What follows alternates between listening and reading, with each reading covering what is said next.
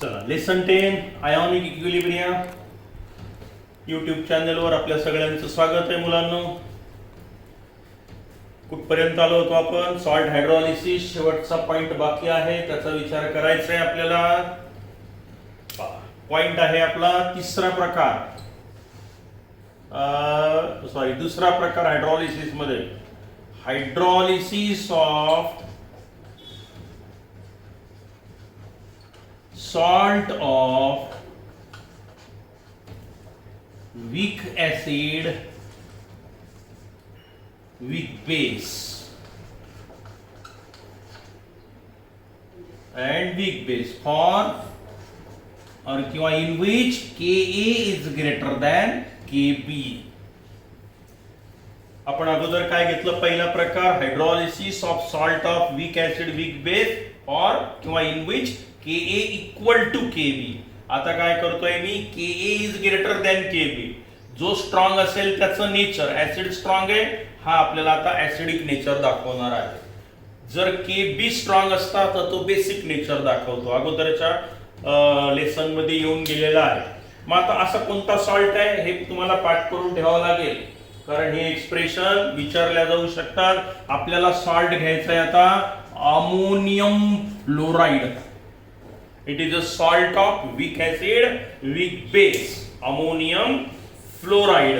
आता बघा, ammonium फ्लोराइडचं hydrolysis आपल्याला टाकायचं आहे, करायचं आहे, प्रूव्ह करायचं आहे, सांगायचं आहे. Ammonium fluoride when it is dissolved in water it undergoes hydrolysis and it produces weak acid ammonium hydroxide and weak acid hydrofluoric acid HF and weak base that is ammonium hydroxide. दोन्ही weak आहे, बरोबर आहे. Weak acid इथे लिहून ठेवतो, HF weak acid आहे. हे acid is a substance which contain hydrogen and gives H+ ion. हा H+ ion देतो, हा OH देतो, हा आहे वीक बेस, म्हणजे वीक ऍसिड वीक बेसचा हा सॉल्ट आहे, बरोबर आहे. आता हे कशावर अवलंबून असतं? नेचर, स्ट्रेंथ किंवा डिसोसिएशन कॉन्स्टंट वर अवलंबून असतं. हा HF चा डिसोसिएशन कॉन्स्टंट जो आहे Ka आणि याचा डिसोसिएशन कॉन्स्टंट Kb हा मागच्या वेळी सांगितला होता, तो एवढा आहे 1.8 into 10 to the power -5 आणि याचा डिसोसिएशन कॉन्स्टंट आहे 7.2 into 10 to the power -4. आता पहा, ही संख्या स्ट्रॉंग आहे, ही जास्त आहे, मोठी संख्या आहे. 10 to the power -5 आहे, 10 to the power -4 आहे. म्हणजे काय? Here Ka is greater than Kb. Ka strong आहे, बरोबर आहे. मग आता काय होईल पहा, ह्या व्हॅल्यूज आहेत. इथे Ka किती आहे? आता weak ऍसिडचं dissociation constant 7.2 into 10 to the power -4. हे फिक्स आहे, हे कॉन्स्टंट आहे, हे तुम्हाला बुक्स मध्ये दिलेले राहतील, पण पाठ करून ठेवायचे 2-3 अंक, म्हणजे आपल्याला उत्तर देता येईल.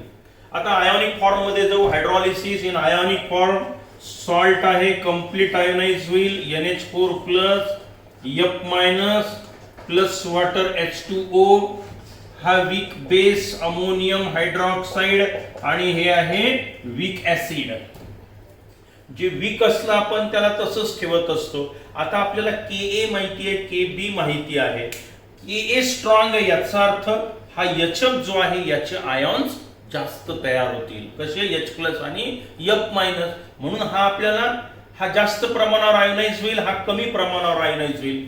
मग आता इन आयोनिक फॉर्म आपण असं दाखवूया, as Ka is greater than Kb, मग NH4+ F- प्लस वॉटर हा मोठ्या प्रमाणावर, हा कमी प्रमाणावर आयोनाइज होईल, म्हणून याला आपण तसंच ठेवूया. आणि हा झाला H+ आणि F- ऍक्वायस. कॉमन आयन यातला कॅन्सल करा. आता बघा द्रावणात काय दिसून आलं तुम्हाला? NH4+ that is cation reacts with water, it gives NH4OH and H+ ion. एखाद्याला H+ आयन नसेल लिहायचं तर तो काय करेल? NH4+ ट्वाइस वॉटर घ्या आणि हा अमोनियम हायड्रॉक्साइड जसाच्या तसा, आणि इथे मात्र तुम्ही काय लिहू शकता? याच्या ऐवजी हायड्रोनियम आयन, हे चालतं, काही प्रॉब्लेम नाही. पण पुस्तकात आता हे आलेलं आहे, हेही सांगतो, हेही सांगतो, तुम्ही काही लिहा, नो प्रॉब्लेम. आता पॉवर झालं सिद्ध. कोणतं नेचर दाखवेल? हा ऍसिडिक नेचर दाखवतो. का बरं? Because the solution contain excess and free H+ or hydronium ion and hence the nature of this salt in water it shows acidic nature. झालं हे सिद्ध. ठीक आहे, बस हे एवढं लिहायचं तुम्हाला. हे सिद्ध झालं आता की इथे मी यालाच का आयोनाइज केलं, कारण हा हे दोन्ही आहे, हेही वीक आहे, हेही वीक आहे, पण त्यातल्या त्यात हा स्ट्रॉंग आहे. याचे काही जास्तीचे आयॉन आपल्याला मिळतील. जास्तीचे मिळतील म्हणजे कोणते आयॉन जास्त राहतील? H+ किंवा हायड्रोनियम. म्हणून कोणतं नेचर दाखवेल? तो दाखवेल आपल्याला ऍसिडिक नेचर. ठीक आहे, आता आपण अशा सॉल्ट कडे जाऊया. याचा तिसरा प्रकार कोणता होता आठवा? Hydrolysis of salt of weak acid weak base for Ka is less than. आता Ka लहान आहे कोणापेक्षा? Kb पेक्षा. किंवा असं लिहू शकता काय? Kb is greater than Ka. हे चालेल, हे चालेल. Ka is less than Kb म्हणा किंवा Kb is greater than Ka म्हणा. मग आता याच्यासाठी आपल्याला कोणता सॉल्ट घ्यायचा? हे पाठ करून ठेवायचं. इथे घेऊया आपण अमोनियम सायनाइड. कोण? Ammonium cyanide salt. जे पुस्तकात दिलंय तेच घेतोय आपण. आणि आता प्रूव्ह करायचं की हा बेसिक नेचर दाखवणार आहे. म्हणजे salt of weak acid weak base neutral नेचरही दाखवू शकतो, ऍसिडिक पण दाखवू शकतो, बेसिक पण दाखवू शकतो. कशावर अवलंबून असतं? व्हॅल्यू ऑफ Ka Kb दोन्ही सारखे आले तर न्यूट्रल नेचर, Ka मोठा असेल तर ऍसिडिक नेचर आणि Kb मोठा असेल तर बेसिक नेचर दाखवतो. मग कोणता सॉल्ट घ्यायचा आपल्याला? आता ammonium cyanide NH4CN. It is a salt of weak acid weak base. When added in water it undergoes hydrolysis and it gives weak base NH4OH and HCN hydrogen cyanide. आता हे weak आहे, हे weak आहे, पण त्यातल्या त्यात या दोघांची स्ट्रेंथ. याचा Kb वीक बेस असल्यामुळे हा माहिती आपल्याला 1.8 10⁻⁻5 आणि याचा Ka आहे 4 × 10⁻⁻10. फिक्स आहे ते अंक. मग हा आहे 1.8 Kb 1.8 × 10⁻⁻5. Ka किती आहे? 4 × 10⁻⁻10. Here Kb is greater than Ka. बघा Kb is greater than Ka किंवा Ka is less than Kb. अशा वेळेला कोणतं नेचर दाखवतो? बेसिक. कारण का? या दोघांमध्ये कोण जास्त आयोनाइज होईल? आता जो स्ट्रॉंग आहे तो हा जास्त आयोनाइज होईल. म्हणजे कोणते आयॉन देईल? OH-. म्हणजे कोणतं नेचर? Basic nature. झालं प्रूफ. मग आता आपल्याला हे इट शोज बेसिक नेचर. बघूया आता कसं प्रूव्ह करणार आपण. आयोनिक फॉर्म मध्ये लिहूया आपण याला. आता इन आयोनिक फॉर्म सॉल्ट आहे पूर्ण आयोनाइज होईल. NH4+ aqueous, Cn- aqueous. Water weak electrolyte आहे तसाच ठेवा किंवा फार झालं तर इथे लिक्विड शब्द लिहा. L गोल कंसात. वीक बेस हा NH4OH प्लस HCN वीक दोन्ही असंच ठेवू आपण. बट हे असं लिहू आता इथे. But here Kb is greater than Ka. Kb मोठा आहे म्हणजे याचं आयोनायझेशन थोडं जास्त होईल याच्यापेक्षा. मग करा आयोनाइज त्याला. So NH4+ aqueous plus Cn- aqueous plus water liquid. याला आयोनाइज करा आता. NH4+ OH- because it is slightly greater than the strength of ammonium hydroxide is greater than hydrogen cyanide. Hence it ionizes to more extent. याला तसंच ठेवा. वाटलं तर बाकीचं neutralise होऊन जातो. कॉमन आयन असेल तो कॅन्सल करा. हा झाला कॉमन आयन. आणि आता पहा काय तयार झालं. Cn- aqueous plus water liquid it gives OH- आणि HCN. पहा बरं आता तुम्ही सांगू शकता द्रावणाला नेचर कोणतं आणि काय.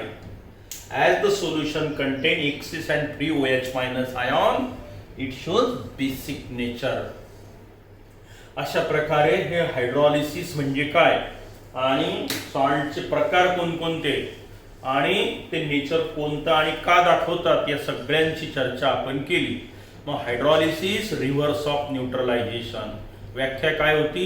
anion or cation or both ions of the salt reacts with water to produce either acidity or basicity to the solution called as a hydrolysis.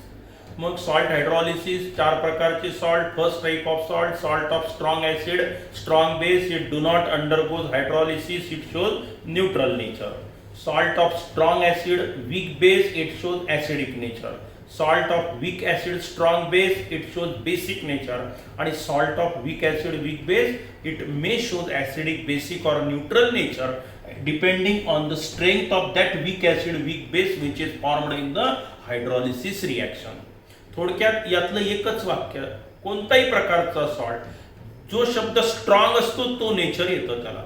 Strong acid, strong base neutral आहे, त्यामुळे तिथे hydrolysis होत नाही सिद्ध केलं. पण strong acid, weak base हा salt आहे.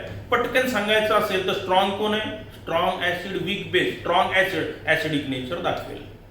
किंवा मी म्हटलं वीक ऍसिड, स्ट्रॉंग बेस, शब्द पाहायचा. स्ट्रॉंग कोण आहे? Base, basic nature. इथेही तसंच आहे.